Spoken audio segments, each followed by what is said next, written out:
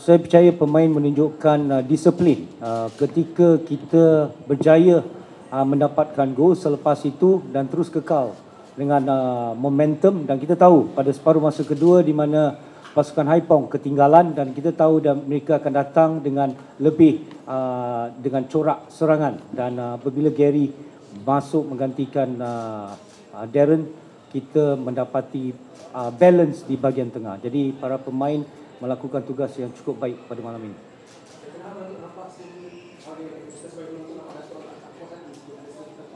Ya, apabila sistem berubah, corak permainan berubah, kita perlu adapt secepat mungkin, ya.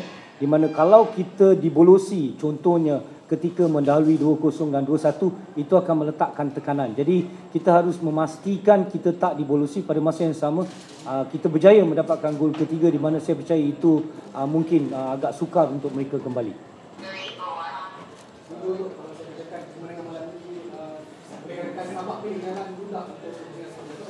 Ya, seperti saya katakan sebelum perlawanan bermula, di mana perlawanan ini perlawanan yang amat penting. Jika kita berjaya mendapatkan kemenangan seperti mana kita lakukan pada malam ini, kalau kita lihat daripada segi kumpulan kita, dan tentu kita mempunyai peluang yang baik, tetapi kita masih lagi ada dua perlawanan di mana saya percaya Makassar juga ingin mendapatkan tempat kedua terbaik. Jadi kita tak boleh mengambil mudah sama ada Makassar ataupun Hougang selepas ini, di mana kita perlu kekalkan momentum, terutama daripada segi disiplin para pemain keseluruhan permainan. Hari ini shot untuk perlawanan ini 12, target 11. Lepas itu Haipong 12, target 4. Lebih baik daripada apa yang terjadi di Vietnam.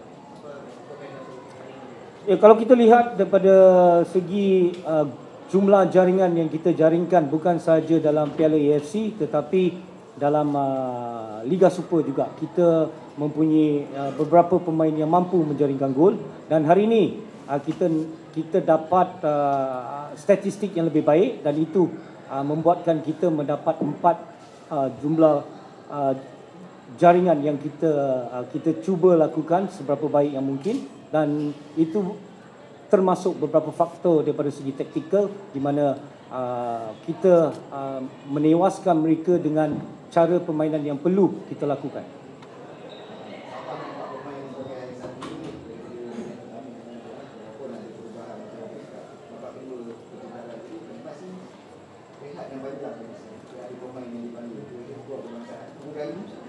Ya, kalau kita lihat jadual, saya terpaksa bermain dengan pasukan Kelantan pada jadual FIFA, di mana kita tahu para pemain kita harus melalui banyak perlawanan, dan saya difahamkan juga pasukan kebangsaan hanya akan kembali ke tanah air selepas bermain dengan pasukan Taipei pada 22 hari bulan, dan kita harus bermain dengan pasukan Terengganu pada 24 hari bulan. Jadi perlawanan yang tanpa henti selepas ini, dan tentu ini akan membantu pemain-pemain yang tidak disenaraikan ke pasukan kebangsaan, tetapi saya harus memikirkan seperti saya katakan sebelum bermula, di mana kita nampak Darren begitu penat, Dominic dan juga Stuart yang bermain tanpa henti.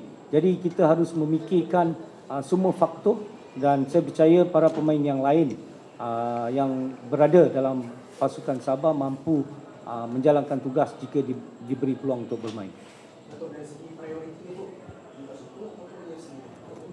Kedua-dua penting bagi saya, di mana kita masih lagi mempunyai peluang seperti saya katakan, di mana kalau kita berjaya layak ke peringkat seterusnya dalam Piala AFC termasuk Terengganu dan juga JDT, ini akan menambahkan ranking klub pasukan kita, di mana kemungkinan kita akan mendapat 2 slot untuk AFC ataupun AFC Elite, AFC Champions League.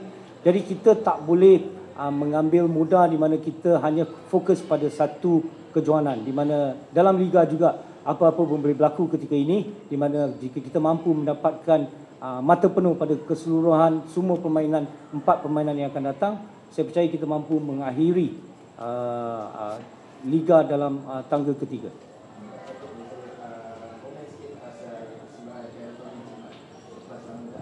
Ya, kalau kita lihat Khairul Fahmi ini, dia mempunyai pengalaman yang luas. Ya, apabila diturunkan walaupun perlawanan yang begitu besar, tapi beliau mampu mengawal situasi, kecuali gol yang dibolosi ini beberapa faktor yang perlu kita lihat, tetapi secara keseluruhan apabila Karun Fahmi diturunkan, dah tentu beliau tidak akan mengecewakan kita. Pada mulanya, ya, saya percaya ini membantu pasukan Haipong juga, dan kalau lihat daripada keadaan Padang, permukaan Padang amat baik untuk kedua-dua pasukan. Jadi seperti saya katakan, satu perlawanan yang cukup menarik dan bagus untuk kita mendapatkan kemenangan. Okey.